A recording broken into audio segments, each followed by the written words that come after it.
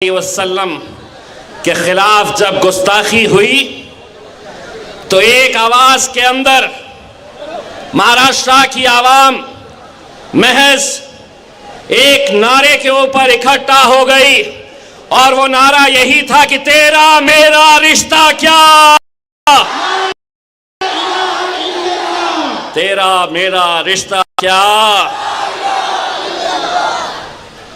बंबई तक गए थे, ऐसा वक्त मत लेकर आओ कि ख्वाजा गरीब नवाज के लिए अजमेर तक जाने की नौबत हमारे ऊपर मत लेकर आओ।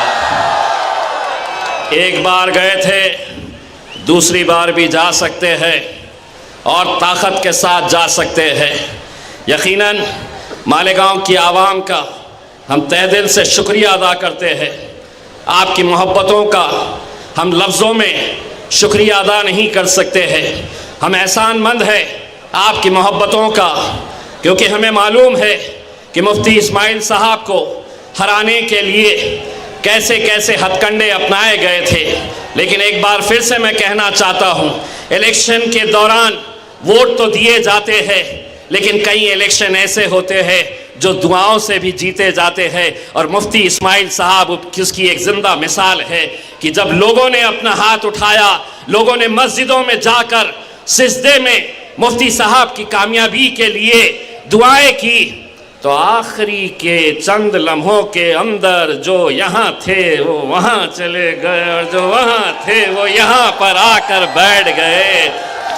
मुफ्ती साहब, सिर्फ इतना कहना चाहूँगा, आंकड़े मायने नहीं रखते हैं कि विधानसभा में कितने गए हैं। हो सकता है आपसे लोग कहेंगे एक है, क्या कर लोगे, तो उनको कहना 6 फुट 4 इंच एक पार्लियामेंट को हिला सकता है तो मुफ्ती साहब महाराष्ट्र की विधानसभा भी हिला सकते हैं। बहुत बहुत शुक्रिया। अल्हम्दुलिल्लाह। हाज़रीन किराम का सालार के सिपे सालारों का हम दिली खैर मकदम करते हैं। बहुत सी चिट्ठियाँ आ रही है। सेवक सोसाइटी सोहेल मास्टर साहब अपने रुपये के साथ यहाँ हाजिर है। आइए कि ज़िंदगी का कुछ ना कुछ मेयार होना चाहिए, आदमी को साहिबे किरदार होना चाहिए, जो मिटा दे अपनी हस्ती कौम और मिल्लत के लिए, ऐसा हमारी कौम का सालार होना चाहिए। नौ मुंतखब एमएलए कायद मोहतरम हज़रत मौलाना मुफ्ती मोहम्मद इस्माइल काज़मी साहब, पुरजोर तालियों में आपके हवाले।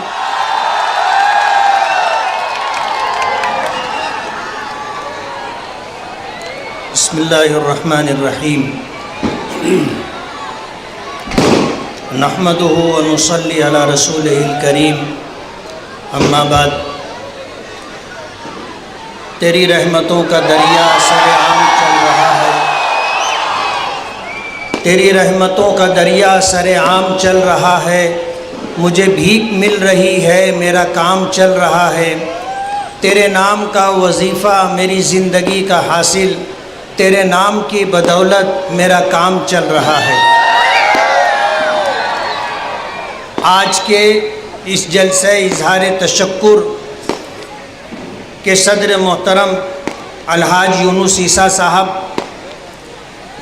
ऑल इंडिया मजलिस इत्तेहादुल मुस्लिमीन के कौमी सदर मेरे मोहसिन और मुशफ़िक रहनुमा बैरिस्टर असदुद्दीन ओवैसी साहब, मेरे भाई इम्तियाज़ जलील साहब, जाफ़र हुसैन मेराज साहब, नासिर सिद्दीकी साहब, डॉक्टर खालिद परवेज़ साहब, अब्दुल मालिक यूनुस ईसा साहब, यूसुफ इलियास साहब, जमील सेठ ज़रवाला साहब, शफ़ीक राना साहब, सूफ़ी अनीस कादरी साहब और स्टेज पर तशरीफ़ फरमा मुअज़्ज़ज़ीन शहर, मेरे बुज़ुर्गों, दोस्तों, साथियों और घरों में बैठी मेरी बाइज़्ज़त बावक़ार माँ और बहनों,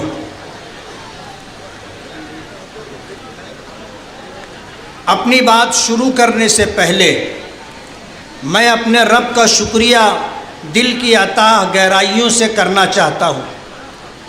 मेरी बीमारी के अय्याम में जिन साथियों ने इलेक्शनी मुहिम की बागडोर संभाली, जिन्होंने हमें मशवरों से नवाजा, हमारे लिए दुआएं की। हमारी माँओं और बहनों ने रोज़ा रख कर मेरी सेहत याबी और कामयाबी के लिए दुआएं की। मैं उन सब का मशकूर हूँ जिन्होंने मेरे सर पर, मेरे कामकाज पर, मेरी शख्सियत पर बहतान और इल्ज़ामात की बारिश की। मैं उनका भी शुक्रगुजार कि उनकी इस दरो गोई और झूठ से मेरे बही ख़्वाहों, हमदर्दों और चाहने वालों में मज़ीद जोश पैदा हुआ और वे मेरी कामयाबी के लिए तन मन धन से जुट गए। मेरी ज़ात पर कीचड़ उछालने हमारे कायद नकीब मिल्लत असदुद्दीन ओवैसी साहब और इत्तेहादुल मुस्लिमीन पर फ़िक्रे कसे गए और हमने, हमारे बही ख़्वाहों ने जिस सब्र का मुज़ाहरा किया, अल्लाह ताला ने उसका फल भी हमें कामयाबी की सूरत में अता किया। और मुअज़्ज़ज़ वोटर्स की लाज रख ली। वो ज़ाते बारी जिससे बुलंद और बालातर है, उसकी अज़मत का कोई बदल नहीं है। तदबीरों और इंसानी सोच पर उसका फ़ैसला गालिब आ जाता है। वो झूठ, दरो गोई, धोखाधड़ी करने वालों, इल्ज़ाम और बहतान लगाने वालों और उस ज़ाते बारी को भूलकर गुरूर और तकब्बुर की बात करने वालों को पल भर में खाक में मिला देता है और उसका फ़ैसला ही आखिरी फ़ैसला होता है। यही हमारा ईमान और यही हमारा अक़ीदा है। जालिम हुक्मरानों और जालिम शख्सियात, नाफरमान और मगरूर कौमों का हश्र हमारे सामने है। मुल्क की मौजूदा सरकार और अदलिया के तर्ज़ अमल पर मुल्क भर में तशवीश का माहौल है। ऐसे में आपने मुझे कामयाब करके ऐवान बाला में मुस्लिम मसाइल पर बबांगे दुहल आवाज़ उठाने वाले नकीब मिल्लत असदुद्दीन ओवैसी साहब को हौसला दिया है। उनके रुफ़क़ा ने शहर मालेगांव आकर मेरे लिए वोट तलब की और साथ ही मकामी ज़िम्मेदारान ने सर धड़ की बाजी लगाई। मैं उनका शुक्रिया कैसे अदा करूं, अल्फाज नहीं है। मैं सबका नाम नहीं ले पाया क्योंकि अगर कोई नाम छूट गया है तो मुझे अफसोस होगा और जिनका नाम छूट गया उन्हें भी दुख होगा। मैं सबका एक बार फिर शुक्रिया अदा करते हुए वादा करता हूँ कि हर बर वक्त पेश आने वाले मसाइल और मुताल्लिकीन को लेकर मसले के इजाले के लिए कोशिश करूँगा। हमारे कायद मरकज़ में वक्फ़ तरमीमी एक्ट हो और मसाजिद के हसास मसले हों, आवाज़ उठा रहे हैं, उन्हें हम ताकत पहुँचाएँगे और शहर के मरकज़ से जुड़े मसाइल पर भी हम उन्हें आगाह करते रहेंगे इंशाअल्लाह। मैं अपने तमाम हमदर्दों, बही ख़्वाहों और खुसूसन नौजवानों और अपनी माँओं और बहनों से कहता हूँ कि अभी शिकस्त खाने वाले आपको तंग करके, छेड़खानी करके माहौल ख़राब करने की कोशिश करेंगे। आप लोग सब्र तहम्मुल का मुज़ाहरा करें, किसी से डरने की कोई ज़रूरत नहीं। हम हैं ना, हमारे साथ अल्लाह की मदद है। हम एक ऐसी टीम तैयार करने का मंसूबा बना रहे हैं जिसमें शहर के हर हिस्से से ऐसे अफराद को शामिल किया जाएगा जो आप पर आने वाली उफ्ताद का सद्देबाब करने के लिए हमा वक्त हाजिर रहेंगे। आखिर में मैं फिर रब्बे कायनात का शुक्रिया और आप सब का शुक्रिया अदा करते हुए ये कहना चाहूँगा कि शहर में कुछ लोग अपने थोड़े से मफाद के लिए मुसलमानों को बिरादरी के नाम पर बांट करके रख दिया है। मैं बिरादरी वालों से पूछना चाहूँगा कि उन्होंने आज तक आपको क्या दिया है। हम मुसलमान हैं और ईमान की निस्बत सबसे बड़ी निस्बत है और एक ईमान वाला दूसरे ईमान वाले के लिए भाई होता है। अगर मशरिक में किसी ईमान वाले को कांटा चुभे तो मगरिब में रहने वाले ईमान वाले को उसकी तकलीफ महसूस होना चाहिए। आज थोड़े से मफाद के लिए, एक इलेक्शन में कामयाबी के लिए पूरे शहर को बिरादरी के नाम पर तकसीम कर दिया गया। क्या मिला? आज लोग एक दूसरे से नफरत कर रहे हैं और एक दूसरे को हकारत की निगाहों से देख रहे हैं। ये बहुत दुख की बात है। हम मुसलमान हैं। नबी करीम सल्लल्लाहु अलैहि वसल्लम ने जब मक्का मुकर्रमा फतेह किया था तो उस मौके पर आपने फरमाया था कि किसी अरबी को किसी अजमी पर और किसी गोरे को किसी काले पर कोई फजीलत नहीं है। अगर अल्लाह के नज़दीक किसी का मकाम है तो वो तक़वे की बुनियाद पर है।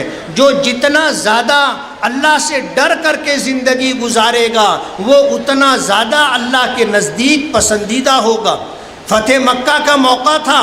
नबी करीम सल्लल्लाहु अलैहि वसल्लम ने ऐलान फरमाया था कि जितना ज़माने जाहिलियत का सूद है मैं उसे अपने पैरों तले रौंदता हूँ, और मेरे चचा हज़रत अब्बास का जिन लोगों पर सूद है कर्ज़ा, मैं सूद माफ़ करता हूँ। हज़रत अब्बास रज़ी अल्लाह ताला अन्हु को जब इस बात की खबर हुई तो हाजिर खिदमत हुए और अर्ज़ किया कि मेरे आका, आपने मेरे कर्ज़ खाहों पर मेरा जो सूद था उसे माफ़ किया है। मैं आपको आपकी मौजूदगी में अल्लाह को हाजिर और नाजिर जान करके ये ऐलान करता हूँ कि आपने सूद माफ़ किया है, मैं असल रकम भी माफ़ करता हूँ। तारीख़ उठा करके देख ले कि खुलफ़ाए बनु अब्बासिया ने 635 साल तक हुकूमत की है, वरना ये इक़्तिदार हमेशा किसी के पास नहीं रहता। 5 साल 10 साल आदमी इक़्तिदार में रहता है, उसके बाद ये कुर्सी चली जाती है। लेकिन कोई नेकी ऐसी होती है और अल्लाह के नज़दीक कोई मकबूल अमल ऐसा होता है जिसकी बुनियाद पर अल्लाह खिदमत का मौका देता है। पता नहीं अल्लाह को हमारी क्या अदा पसंद आई। हम गुनहगार हैं, नाफरमान हैं, लेकिन अल्लाह ने हमें नवाजा और अल्लाह की नवाजिशात के साथ आज फिर हम आपके दरमियान हैं।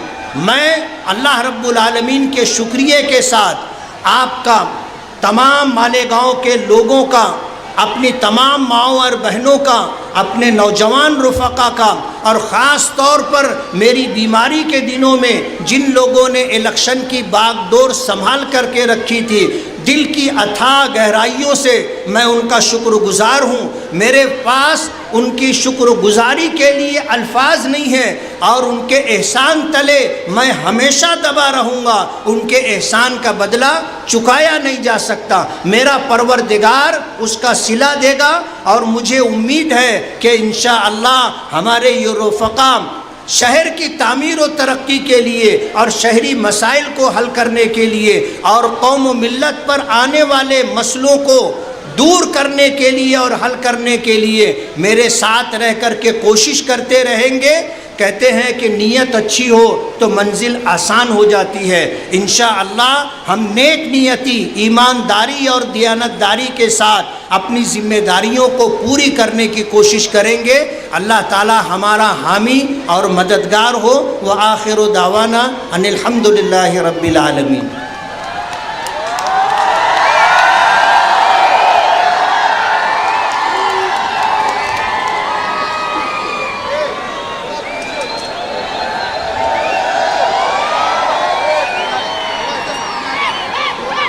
औज़ुबिल्लाहि मिनश्शैतानिर्रजीम बिस्मिल्लाहिर्रहमानिर्रहीम अस्सलामु अलैकुम व रहमतुल्लाहि व बरकातहू। मोअज़्ज़िज़ हाज़रीन इकराम, बुज़ुर्गाने कौम और मिल्लत, मेरी इज़्ज़तदार और माँ और बहनों, गयूर नौजवान साथियों, पसे पर्दा बैठकर सुनने वाली मेरी माँ और बहनों, मेरे तमाम मजलिसी रुफ़क़ा, शहनशीन पर तशरीफ़ फरमा महाराष्ट्र के मजलिस इत्तेहादुल मुस्लिमीन के सदर वो साबिक़ा रुकने पार्लिमान मोहतरम जनाब सैयद इम्तियाज़ जलील साहब, मालेगांव के नौ मुंतखब शुदा रुकन असम्बली मुफ्ती इस्माइल साहब, अब्दुल मालिक साहब, डॉक्टर खालिद साहब, औरंगाबाद के नासिर सिद्दीकी साहब और शहनशीन ब तशरीफ़ फरमा मुअज़्ज़िज़ हाज़रीन इकराम, बुज़ुर्गान कौम और मिल्लत, उलेमा और मशाइख़ीन इज़ाम, मैं सबसे पहले मालेगांव की आवाम का शुक्रिया अदा करता हूँ कि अल्लाह सुब्हाना व तआला ने आप तमाम के दिल में इस बात को डाला कि आप यहाँ से मजलिस इत्तेहादुल मुस्लिमीन के उम्मीदवार हज़रत मौलाना मुफ्ती इस्माइल साहब को अपना कीमती वोट दें। मैं आपका शुक्रिया इसलिए भी अदा करना चाहूँगा कि आप तमाम ने मुफ्ती इस्माइल साहब को अपना वोट देकर उनको दोबारा मालेगांव का रुकन असम्बली मुंतखब फरमाया आपकी खिदमत के लिए। ये मुफ्ती इस्माइल साहब की कामयाबी नहीं है, बल्कि ये कामयाबी आपके इत्तेहाद की कामयाबी है, ये आपके सियासी शऊर की कामयाबी है। आपने मालेगांव की आवाम ने इनफरादियत को मुस्तरद किया और आपने इज्तिमाइयत को कामयाब किया। मुफ्ती इस्माइल साहब या मजलिस इत्तेहादुल मुस्लिमीन की कामयाबी से ज़्यादा ये है कि हमने बुराई को शिकस्त दी और हमने नेकी को मजबूत किया। आपने मजलिस इत्तेहादुल मुस्लिमीन के उम्मीदवार को कामयाब करके पैगाम दिया कि आप मालेगांव में किसी भी किस्म की गुंडागर्दी को बर्दाश्त नहीं करते हैं, आप यहाँ पर अमन चाहते हैं। आपने अपने एक एक वोट को पतंग के निशान पर बटन दबाकर ये बता दिया कि हम बटन तो दबा रहे हैं पतंग के निशान पर, मगर हम नहीं चाहते कि जो बटन और पाउडर का कारोबार करने वाले लोग हैं, जो हमारे बच्चों की ज़िंदगियों को बर्बाद कर रहे हैं, हम उन लोगों को वोट नहीं देंगे। आपने बटन दबाया तो बटन बेचने वालों की अब नींद हराम हो चुकी है। मैं आप तमाम का वो पटाखे रोक दो भाई, वो पटाखे रुकवा दीजिए ज़रा।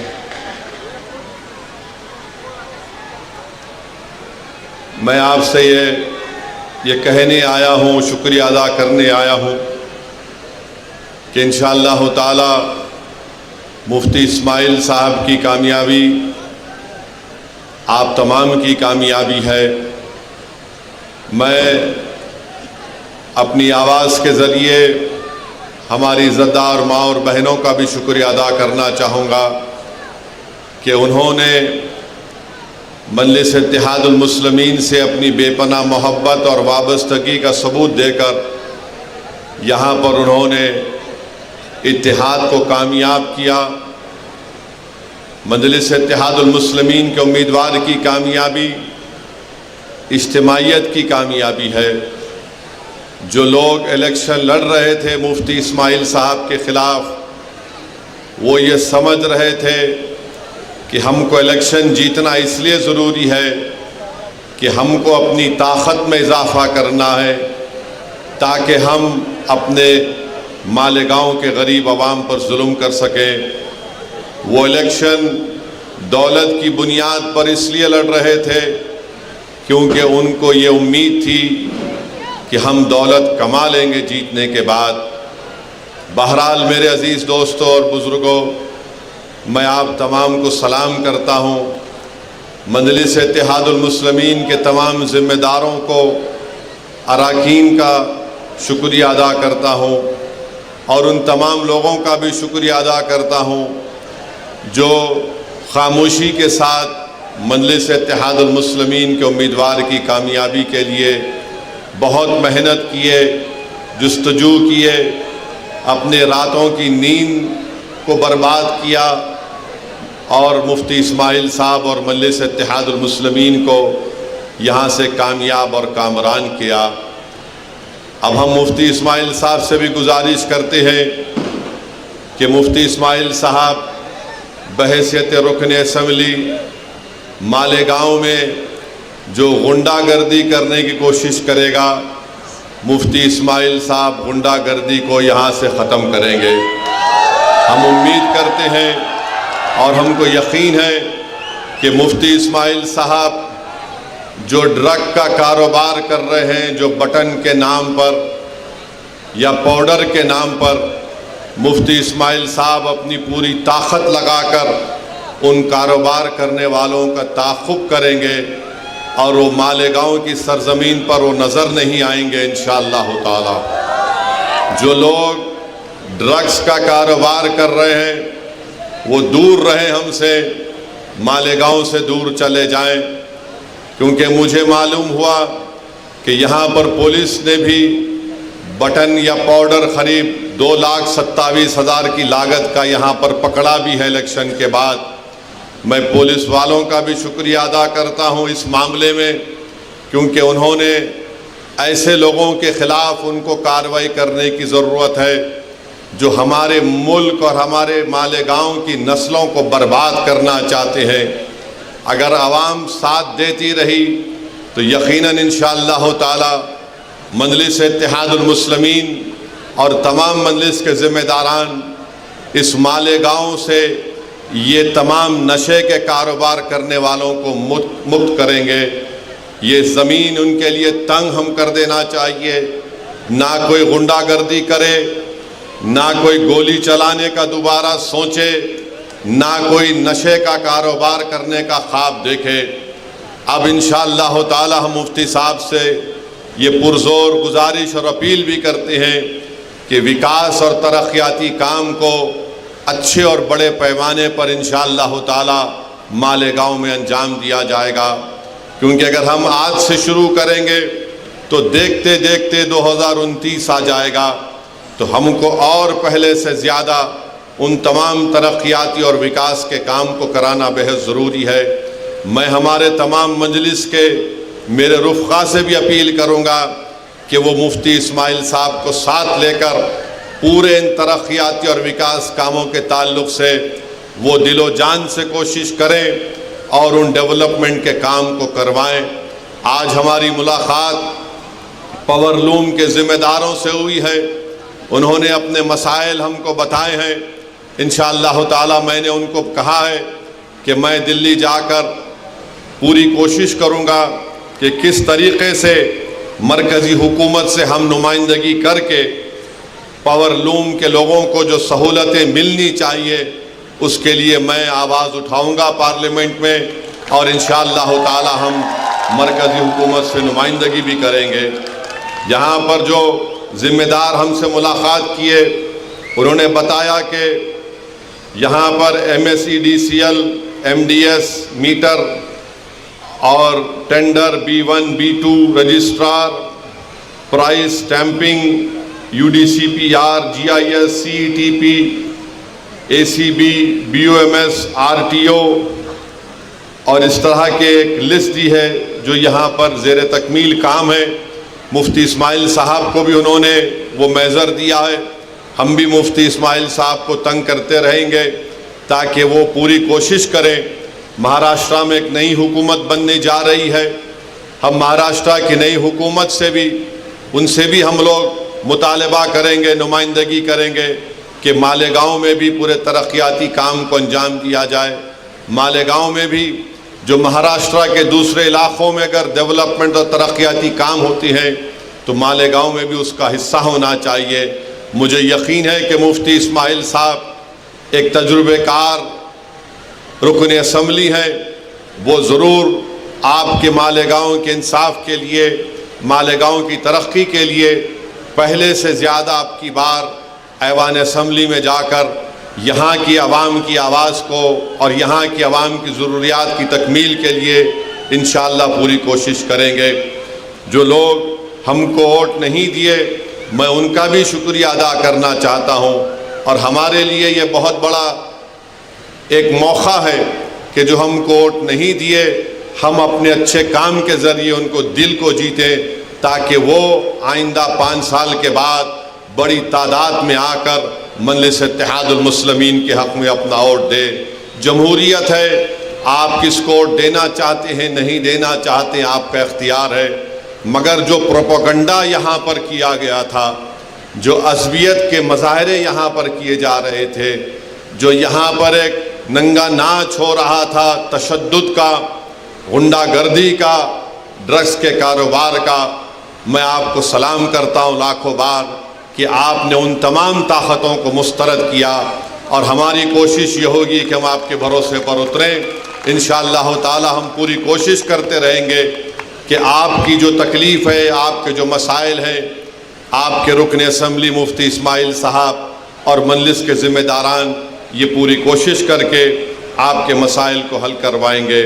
मेरे अज़ीज़ दोस्तों और बुज़ुर्गों, मैं साथ ही साथ ये भी कहना ज़रूरी समझता हूँ कि मेरे छोटे भाई जनाब सैयद इम्तियाज़ जलील साहब, नासिर सिद्दीकी साहब को औरंगाबाद से कामयाबी नहीं मिली। आपको याद होगा कि मैं पुकार कर आपसे कह रहा था कि हमको हमेशा नुकसान अपनों से हुआ है, गैरों से नहीं हुआ है। आज औरंगाबाद में अगर चंद वोटों से इम्तियाज़ जलील साहब की कामयाबी नहीं हो सकी, तो आप उठा कर देख लीजिए कि जो बीजेपी के इशारे पर इलेक्शन लड़ रहे थे, जिनको पूरी मदद दी गई थी बीजेपी की तरफ से, जिनका मकसद एक ही था कि महाराष्ट्र की विधानसभा में सैयद इम्तियाज़ जलील और नासिर सिद्दीकी ना जाएं, मगर औरंगाबाद की आवाम ने ये देख लिया कि कौन उनका हमदर्द है और कौन उनका दुश्मन है। जो चेहरे बहुत छुपे हुए थे, इलेक्शन ने उन तमाम चेहरों को औरंगाबाद के अवाम के सामने बेनकाब कर दिया। जो बड़े अपने आप को मुत्तकी और परहेजगार दिखाते थे, मगर उनके चेहरे मालूम हो गए कि कितने दागदार उनके चेहरे हैं, कि उन्होंने अपने ज़मीर को बीजेपी के चौखट पर उसको बेच दिया। ये कभी औरंगाबाद की आवाम भूल नहीं सकती। मुझे इस बात की तकलीफ़ है कि इम्तियाज़ जलील और नासिर सिद्दीकी की कामयाबी नहीं हो सकी, मगर इंशाअल्लाह ताला हम पुरुम्मीद हैं, मेहनत करेंगे औरंगाबाद में दोबारा, और इंशाअल्लाह ताला दोबारा वहाँ से मजलिस इत्तेहादुल मुस्लिमीन और इम्तियाज़ जलील को अल्लाह सुब्हानहू ताला नबी करीम सल्लल्लाहु अलैहि वसल्लम के सदक़े तुफ़ैल में इनको दोबारा वहाँ से रुकन असम्बली मुंतखब करके आवाम की नुमाइंदगी करने का मौका इनायत फरमाएगा। मगर आप जानते हैं कि यही इम्तियाज़ जलील थे, पार्लियामेंट का इलेक्शन 4 महीने पहले हारा, मगर जब नामूस रिसालत का मसला पैदा हुआ तो इम्तियाज़ जलील ने ये नहीं सोचा कि मैं अभी मेंबर ऑफ पार्लियामेंट नहीं हूँ। इम्तियाज़ जलील ने बहैसियत महाराष्ट्र के मजलिस इत्तेहादुल मुस्लिमीन के सदर के इस चीज़ को उठाया, और जो लोग रसूलुल्लाह सल्लल्लाहु अलैहि वसल्लम की शान में गुस्ताखी करना चाहते थे, इम्तियाज़ जलील ने एहतजाज, सदा एहतजाज को बुलंद किया, और पूरे महाराष्ट्र की एक तारीख़ में एक पुरअमन एहतजाज निकाला गया। मैं शुक्रिया अदा करना चाहूँगा हमारे धूलिया के फ़ारूक शाह साहब का। बेहतरीन इलेक्शन कैंपेन फ़ारूक शाह साहब ने किया, बेहतरीन काम धूलिया के गली कूचों में जनाब फ़ारूक शाह साहब ने किया। ये अल्लाह की क्या मर्ज़ी थी, अल्लाह बेहतर जानता है। उनकी कामयाबी नहीं हो सकी। मुझे यकीन है कि फ़ारूक शाह अपने घर में बैठने वाला नहीं है, वो निकल कर धूलिया की आवाम की खिदमत करते रहेंगे, और इंशाअल्लाह ताला दोबारा वहाँ से मुंतखब होकर जाएंगे। मुझे अफसोस इस बात का है कि शोलापुर से फ़ारूक शाबदी पिछले 3 साल से मेहनत कर रहे थे। बहुत कुर्बानियाँ फ़ारूक शाबदी ने दी। उनके घर में उनके बेटे की तबीयत ख़राब हो गई, बहुत तबीयत इतनी ज़्यादा ख़राब हो गई थी, उसके बावजूद भी फ़ारूक शाबदी कभी बम्बई में अपने बेटे के इलाज के लिए, तो जैसा तबीयत अच्छी होती दौड़कर शोलापुर को फ़ारूक शाबदी आ जाते। फिर एक ऐसा वक्त भी आया कि उनके वालिद की तबीयत इतनी ख़राब हो गई, मगर फ़ारूक शाबदी ने अपनी वालिद की भी खिदमत की और शोलापुर की आवाम की खिदमत की। मेरे अज़ीज़ दोस्तों और बुज़ुर्गों, हमको तकलीफ़ इस बात की है कि गोवंडी से हमारा कैंडिडेट अतीक जो पहली मरतबा इलेक्शन लड़ रहा था समाजवादी पार्टी के कैंडिडेट के ख़िलाफ़, जो पिछले 5 साल पहले उनको शायद 30-35 हज़ार की मेजॉरिटी थी, एक नौजवान बच्चा अपनी ज़िंदगी का पहला इलेक्शन लड़ा और समाजवादी पार्टी के उनके लीडर को चने चबा दिए और उनकी मेजॉरिटी 10,000 तक लाकर कम कर दी। 10,000 से अतीक की कामयाबी नहीं हो सकी, मगर हमारे लिए खुशाइन बात है, इंशाअल्लाह ताला हम इतने बड़ी तादाद में वोट हासिल की है। इससे एक पैगाम ये मिलता है कि महाराष्ट्र में मुसलमानों ने तय कर लिया है कि मजलिस इत्तेहादुल मुस्लिमीन ही हमारी सियासी आवाज़ बन सकती है। मैं शुक्रिया अदा करता हूँ और इंशाअल्लाह ताला जो महाराष्ट्र के मुसलमान अपनी एक सियासी क़ियादत के लिए बेचैन है और प्यासा है, मजलिस इत्तेहादुल मुस्लिमीन इंशाअल्लाह ताला ज़रूर उनके ख्वाबों को पूरा करेगी। आपकी क़ियादत है और मजबूत होगी इंशाअल्लाह ताला। मैंने पहले भी किया और आज भी कह रहा हूँ, महाराष्ट्र की सियासत में अगर कोई मुसलमानों का लीडर और कायद है तो उसका नाम सैयद इम्तियाज़ जलील और मुफ्ती इस्माइल है और इससे कोई इनकार नहीं कर सकता। हाँ, तुम इलेक्शन जीत के आए हो, मगर क़यादत का तुम दावा नहीं कर सकते। क़यादत का दावा अगर कोई करेगा जिसके पीछे आज महाराष्ट्र के 11% मुसलमान खड़े हैं मजलिस इत्तेहादुल मुस्लिमीन के खिलाफ, वो इम्तियाज़ जलील और मुफ्ती इस्माइल साहब हैं। मैं आपसे अपील कर रहा हूँ कि हमको अपनी जमात को और मजबूत करना है। डरने और घबराने की ज़रूरत नहीं है। जिस किसी की हुकूमत बनती है बनने दीजिए, मगर मुझे यकीन है कि मजलिस इत्तेहादुल मुस्लिमीन के रुकन असम्बली मुफ्ती इस्माइल साहब बेबाक तरीक़े से गरीब और मज़लूम आवाम की आवाज़ को उठाएंगे और इंशाअल्लाह ताला आपके मसाइल को हल कराने की वो पूरी कोशिश करेंगे। मेरी आपसे गुजारिश है कि आप मुफ्ती इस्माइल साहब की सेहत के लिए भी दुआ फरमाइए। मगर मालूम भी हुआ कि कल मुफ्ती इस्माइल साहब कहीं पर बैठकर कलेजी खा रहे थे।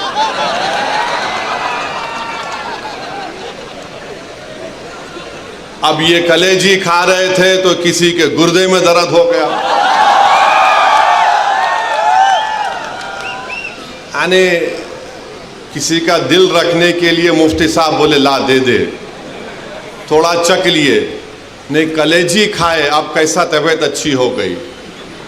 अरे भाई, तुम्हारे कलेजे को क्या हुआ, तुम्हारे दिल को क्या हुआ, उसको साफ कर लो, तुम्हारे कानों को साफ कर लो और इस बात को यकीन कर लो कि अब तुम्हारी गुंडागर्दी चलने नहीं देंगे इंशाअल्लाह ताला।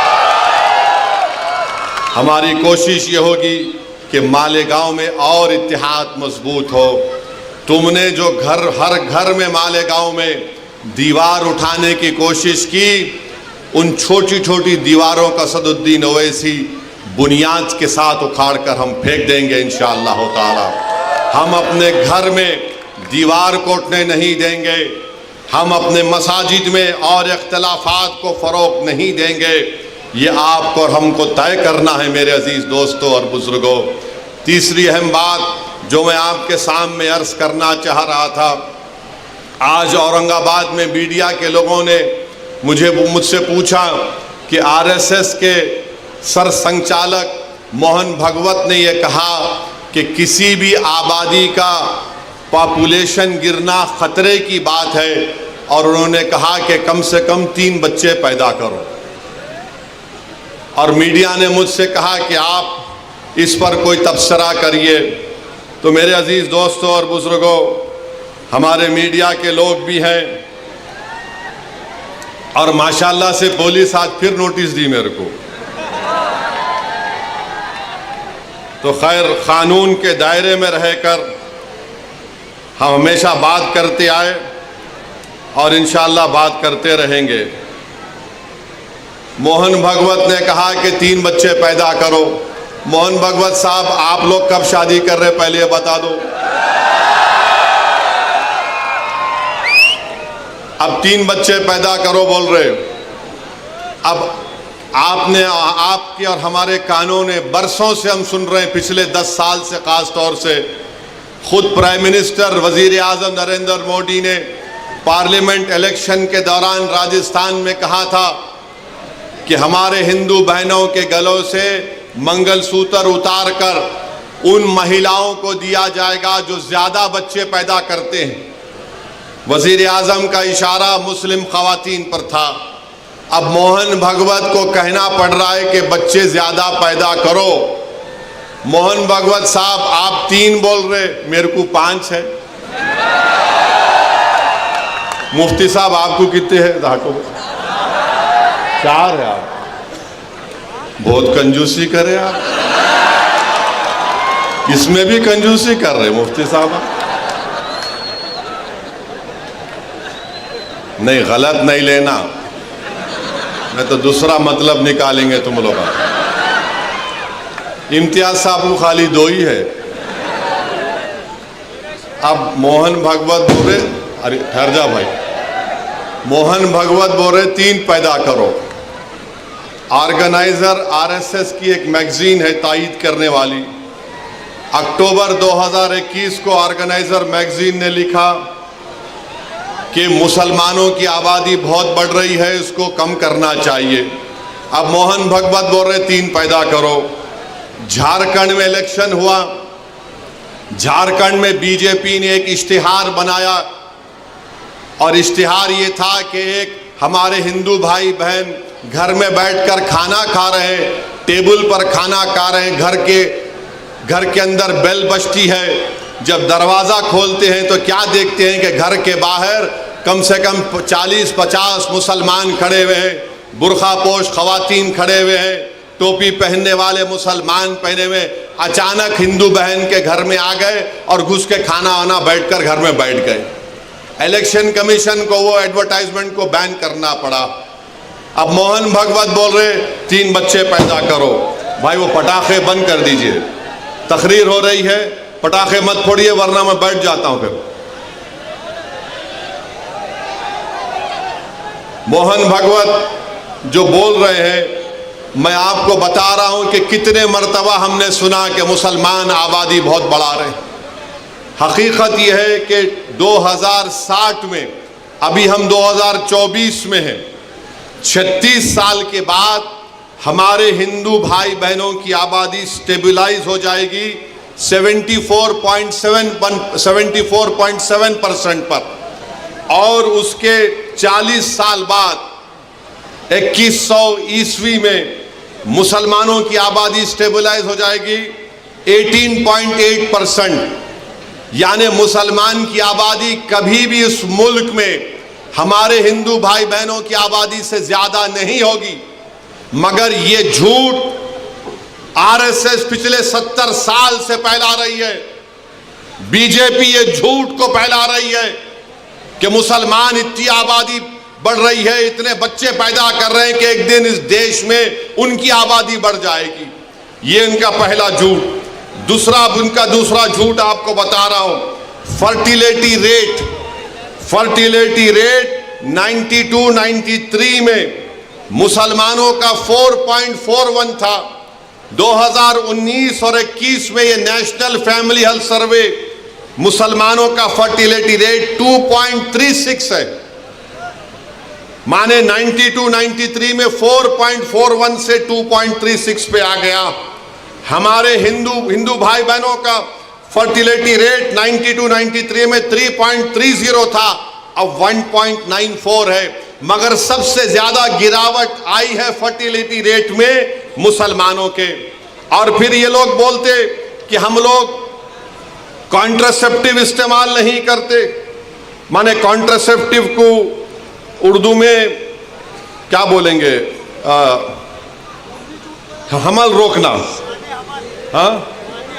हाँ, हमल रोकना। आपको जानकर ताज्जुब होगा कि सबसे ज्यादा कॉन्ट्रासेप्टिव मर्दों में यूज करने वाले मुसलमान मर्द हैं। अब आप बताओ, आपका कारोबार चल रहा है मगर आप गाली हमको दे रहे हैं। तो मेरे अजीज दोस्तों और बुजुर्गों, ये बीजेपी और आरएसएस की तरफ से झूठ, और फिर आप मुस्लिम खवातीन भी कॉन्ट्रासेप्टिव इस्तेमाल करती है, डेटा है। हिंदू खवातीन 67.9 तो मुस्लिम खवातीन 60.2 इस्तेमाल करती है। मगर आज मोहन भगवत को मानना पड़ा। मैं ये बात हमेशा कह रहा हूं कि इस मुल्क में 25-30 साल के बाद एक बहुत बड़ी आबादी ज़ईफ लोगों की रहेगी, बहुत बड़ी आबादी ज़ईफ लोगों की रहेगी। उनके लिए क्या कर रहे हैं बताओ? जब इतनी बड़ी आबादी मुल्क की आज 140 करोड़ की आबादी में अगर 30 साल के बाद करीब 35-40 करोड़ के करीब बुजुर्ग लोग रहेंगे तो उनके लिए तैयारी आज से करना पड़ेगा। मगर नहीं, उसकी तैयारी नहीं कर रहे। अब आरएसएस को बोलना पड़ रहा है कि बच्चे पैदा करो, ज्यादा पैदा करो, क्योंकि जापान वहां की आबादी बूढ़ी हो चुकी है, यूरोप के कई ममालिक हैं उनकी आबादी बूढ़ी हो चुकी है। आज भारत में, जिसको अंग्रेजी में डेमोग्राफिक डिविडेंड बोलते, कि सबसे ज्यादा नौजवान अगर आबादी पूरे दुनिया में है तो भारत में है। मगर नरेंद्र मोदी उन नौजवानों को रोजगार देना, उन नौजवानों को जाकर बोलना मालेगांव में तुम्हारे पावर लूम की इंडस्ट्री को हम अच्छा करेंगे, तुम यहां पर काम करो, यहां के पूरे महाराष्ट्र की इकोनॉमी को प्रमोट करना, कुछ नहीं। मुल्क में इंडस्ट्रीज को कायम करना, कुछ नहीं। मुल्क में रोजगार की स्कीमों को नाफिज करना ताकि नौजवानों को रोजगार मिल सके, कुछ नहीं। जो नौजवान आर्मी एयरफोर्स में जाता था, जिसके लिए विखार की बात समझी जाती थी, नरेंद्र मोदी ने कहा 4 साल अग्निवीर करो और 4 साल के बाद तुमको 15-20 लाख मिलेंगे, चले जाओ।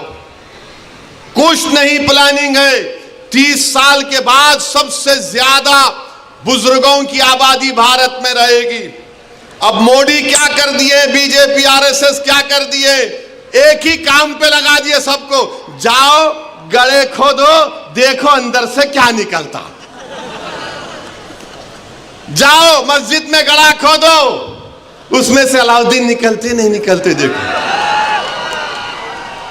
यानी हर जगह पर जहां भी जाओ बस गड़ा खोदो, सर्वे सर्वे सर्वे। नहीं यहां पर कुछ था, कब था रे भाई? नहीं 500 साल पहले था। अम्मा तेरे को कैसे मालूम 500 साल पहले था? नहीं था, हम सुने, अरे हम भी सुने नहीं था, क्या करेंगे तुम? संभल की मस्जिद आप बताइए, 500 साल पहले वहां पे मस्जिद नहीं थी। अरे मेरे भाई 500 साल पहले अगर तुम जाओगे तो मैं तुमको 2000 साल पहले लेके जाऊंगा। जैन और बौद्ध मजहब के लोग भी खड़े होकर बोलेंगे यहां पर भी हमारी मजहब इबादत गाहें थे। हम भारत को विकसित भारत बनाना चाहते हैं, नहीं बनाना चाहते, मगर भारत को 500 साल पीछे लेके जाना चाहते। अरे वो मुल्क, वही मुल्क ताकतवर बनेगा जो आगे देखेगा। मगर नहीं, नरेंद्र मोदी 1526 पे नजर है। अरे मोदी नजर रखो, विकसित भारत का तो तुम नाम लेकर झूठ बोलते हो। अरे तुम नजर रखो कि 70 साल के बाद इस देश में क्या होगा, इस देश में गरीबी कितनी बढ़ जाएगी, मगर उसके बारे में फिक्र नहीं। संभल की मस्जिद का मसला खड़ा कर दिए। और क्या मसला है संभल की मस्जिद का? कोई, रुक जाओ भाई, वो कुर्सियां छोड़ दीजिए, कुर्सियां भाई डिस्टर्ब मत करिए, थोड़ी देर के लिए सुनिए। रुक जाइए भाई, जो कौन है, थोड़ी देर के लिए रुक जाइए। संभल की मस्जिद में जो लोग कोर्ट को गए, वो कोर्ट में ये बोलकर गए कि हमको मस्जिद के अंदर जाने का परमिशन मिले। अब आप बताइए, कोई हम किसी को रोकते, कोई मस्जिद में आना चाह रहा है तो आइए, आदाब को मलूज रखकर मस्जिद में आइए। मगर प्रेयर ये है, मुतालिबा कोर्ट से कि अंदर आने का मौका मिले। और फाजिल जज साहब माशाल्लाह आर्डर दे दिए सर्वे का माने कोट मस्जिद संबल की मस्जिद चंदोसी मस्जिद से 45 किलोमीटर दूर है। 1.5 घंटे में ऑर्डर लेकर आ गए और वहां पर पुलिस मौजूद है। शाम में 6 बजे सर्वे होता है, फिर उसके बाद इतवार के दिन सर्वे होता है, और फिर जब दूसरा सर्वे जिसका कोई कानूनी मौक़िफ़ नहीं है सर्वे हुआ तो फायरिंग हुई। फायरिंग में 5 लोग शहीद हो गए। उसमें एक 17 साल का बच्चा जो प्लास्टिक के खिलौने बेचता था उसके सीने पे गोली लग गई। 5 के 5 को, 4 को सीने पे गोली लगी, 1 को पीठ पर गोली लगी। और मारने वाले बोलते हम नहीं मारे, कट्टे से मारे। अरे क्या कोई अजिन्नात आके गोली मार के चले गए? आप गोली चला रहे हैं, वीडियो है, और बोल रहे हैं कि नहीं हम नहीं चलाए, कट्टे से मारे। तुर्क और पठानों का झगड़ा था? नहीं था झगड़ा। तुर्क पठान का मस्जिद पे झगड़ा कभी था ना कभी रहेगा इंशाअल्लाह ताला। आप कह रहे हैं झगड़ा था, मगर 5 लोग शहीद हो गए, अपनी जानों को गंवा दिए। अगर वो लोग कोर्ट को नहीं जाते तो क्या ये 5 बच्चे मरते थे? क्या ये तशद्दुद होता था संबल में? मेरे भाई आज आप देख रहे हैं ये संबल में हुआ और इल्जाम मुझ पर लगाया जाता है। असदुद्दीन ओवैसी तुम ये बोल रहे हो, तुम वो बोल रहे हो। बार बार मुझे व्हाट्सएप के ऊपर कभी SMS के जरिए कभी फुलां के जरिए धमकी दी जाती है। अरे जालिमों, याद रखो, मैं मस्जिद बचाने के लिए, खानखाहों को बचाने के लिए, दरगाहों को बचाने के लिए, वक्फ की जायदाद को बचाने के लिए, जमहूरियत को बचाने के लिए, कानून की बालादस्ती के लिए, इंसाफ के लिए मैं एक बार नहीं 1000 मर्तबा मरने को तैयार हूं। तुम क्या करोगे बताओ? तुम समझ रहे कि हम खामोश बैठ जाएंगे? ऐसे 12 दरगाह और मसाजिद पर केस डाल दिया गया है कि यह मस्जिद नहीं थी, फुला था, ये था। सलीम चिश्ती रहमतुल्लाह अलैह की दरगाह पर केस डाल दिया गया। सुल्तान हिंद ख्वाजा अजमेरी के आस्थाने पर केस डाल दिया गया। और क्या बोलते हैं, केस डालने वाला कौन है मालूम आपको?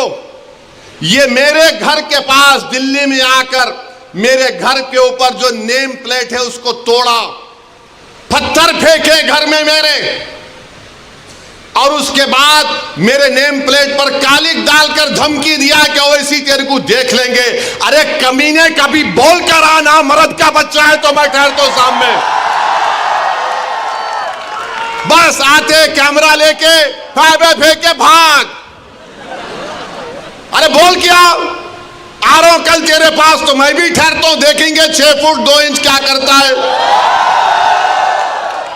वो आदमी अब कोर्ट को गया, सुप्रीम कोर्ट के वकील को थप्पड़ मारा। 2016 में दिल्ली की पुलिस ने उसको तड़ी पार का नोटिस दिया। वो कोर्ट में केस डाल रहा है कि ख्वाजा अजमेरी का आस्थाना नहीं है, वहां पर कोई और जगह थी। हवाला क्या दे रहा है? 1901 की किताब, 1901 की किताब का भरोसा करेंगे या फिर 13वीं सदी की किताब खजाइने फुतुहा जिसको अमीर खुसरो रहमतुल्लाह अलैह ने लिखा? किसकी किताब का यकीन करेंगे? 1901 में कोई दीवाना लिख रहा नहीं, रिवायत ये बताती है। अबे रिवायत बहुत बातें बताती है, यकीन कर लेंगे क्या? पार्लियामेंट ने कानून बनाया कि 15 अगस्त 47 को जो मस्जिद, मंदिर, गिरजाघर, गुरुद्वारा रहेगा वो सील है, बंद है, उस पर कोई छेड़खानी नहीं होगी, उसका कन्वर्जन नहीं होगा, उसका कैरेक्टर नहीं बदला जाएगा। मगर ये क्या हो रहा है? क्या हो रहा है हमारे मुल्क में? 800 साल की दरगाह ख्वाजा गरीब नवाज सुल्तान हिंद की। और सुनो इख्तिदार की कुर्सियों पर बैठने वालों, दिल्ली के इख्तिदार पर बैठने वाले सुनो, ख्वाजा हिंदुस्तान का सुल्तान है, उसके बाद कोई सुल्तान को नहीं मानते हम। ख्वाजा के आस्थाने पे चले गए। गरीब नवाज के आस्थाने पर चले गए। अरे कौन सी किताब तुम्हारी? नहीं, वो फुरा दीवार को ऐसा खिकोरे तो उसको ऐसा रंग निकाले तो छतरी निकलती। अबे तेरे घर में मैं अगर 1000 फीट खोदा तो उसमें भी खाने जहां खां की मलबा निकलता, क्या करेगा? दे देता मेरे को, क्या करेंगे? नहीं, वो था। याद रखो, ये मुल्क कमजोर हो जाएगा। 5 बच्चों की जानें चले गई, वो मरे नहीं, वो शहीद हैं। तुमने उनको गोली मारकर उनका कत्ल किया है, तुम कातिल हो। तुमने गरीब माँ बाप को अपनी औलाद से महरूम कर दिया है। अरे ये मीडिया को लीक करते नहीं, वो पत्थर फेंक रहे, वो फुला कर रहे। अरे मस्जिद है, अल्लाह का घर है। तुमको क्या राइट देता है किसी भी इबादत जहां पर अगर तुम जाओगे तो लोग क्या खामोश बैठ जाएंगे? 800 साल की दरगाह, वहां बोल रहे नहीं, ये नहीं था, वो नहीं था। हम भारत के प्रधानमंत्री से पूछना चाह रहे नरेंद्र मोदी, क्या आप ये तमाम इन लोगों को रोकेंगे या फिर ये देश इसी तरह चलता रहेगा कि हर मस्जिद पे सवाल कर दो, हर दरगाह पे सवाल उठा दो? मेरे भाई 12 मुकदमे आयद हो चुके हैं ज्ञानवापी पर, मथुरा की शाही ईदगाह पर। वहां पर तो 1965 में मुसलमानों ने हिंदू भाई बहनों से मिलकर बैठकर तस्वीया कर लिया। 8 एकड़ जमीन मुसलमानों ने वक्फ की दी कि लो ये किस्मत स्थान है, आपके लिए मोतबर जगह है, आप बनाओ यहां पर।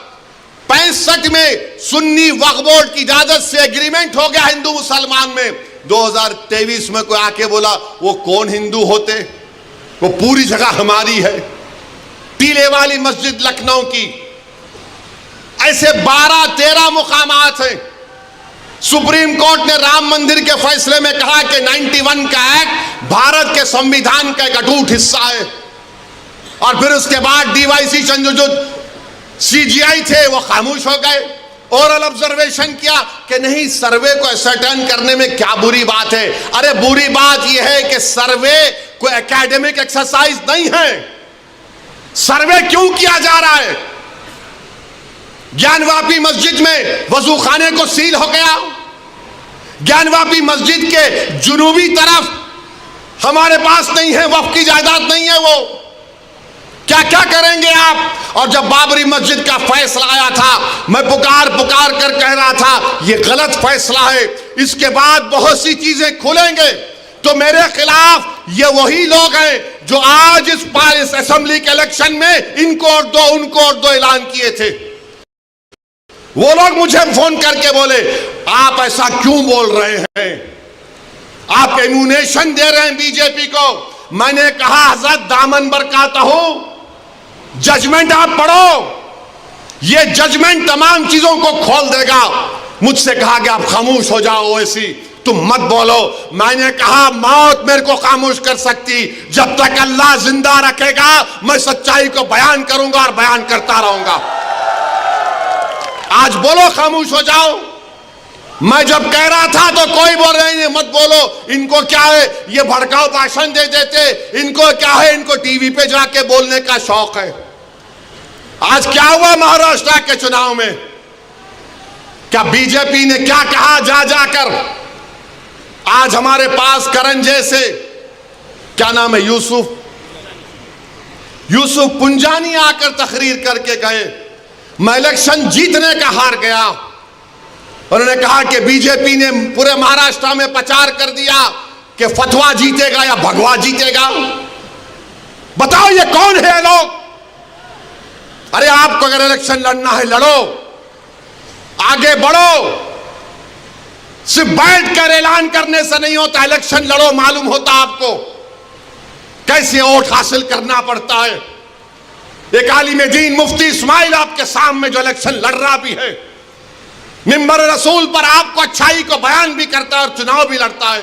मगर यह क्या बात है कि इलेक्शन आएगा इनको और दो उनको और दो। अरे आप लड़ो, आप नहीं लड़ सकते तो अपने दामाद को लाओ, चलो। लड़ो ना, क्यों नहीं रोकते? नहीं, हम इनको बोलेंगे, उनको बोलेंगे। क्या हुआ? आपने बीजेपी को हैंडल दे दिया।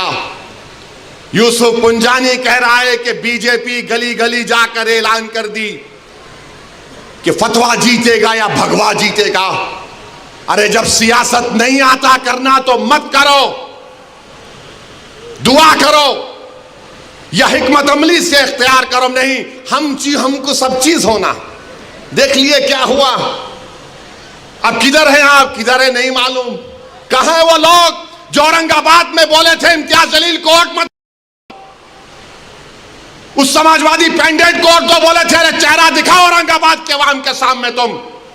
अरे लिफाफों पे जिंदगी गुजारने वालों, शर्म से डूब पड़ो तुम। मेरे घर को आए थे, मेरे घर को आए थे हैदराबाद को, बगैर बोले मेरे